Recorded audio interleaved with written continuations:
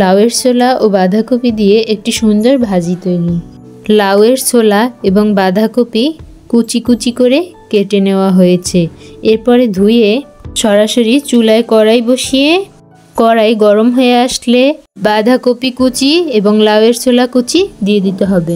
এরপরে একটু কাঁচামরিচ, একটু রসুন কুচি, একটু পেঁয়াজ কুচি, স্বাদ মতো লবণ এবং হলুদের গুঁড়া 1 টেবিল চামচ দিয়ে একটু নাড়িয়ে দিতে হবে।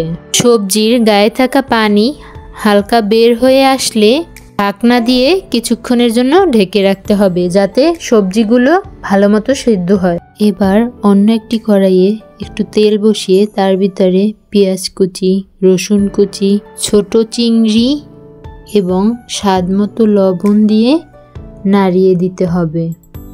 নাড়াতে নাড়াতে একটু বাদামি কালার হয়ে আসলে তখন তৈরি করা ভাজিগুলো দিয়ে সুন্দর মতো নাড়িয়ে দিতে হবে।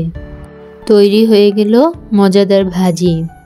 এটি সকালে রুটির সাথে কিংবা গরম ভাতের সাথেও বানিয়ে সবাই খেতে পারেন। ভিডিওটি ভালো লাগলে লাইক, কমেন্ট, শেয়ার এবং সাবস্ক্রাইব করে পাশে থাকুন। আল্লাহ হাফেজ।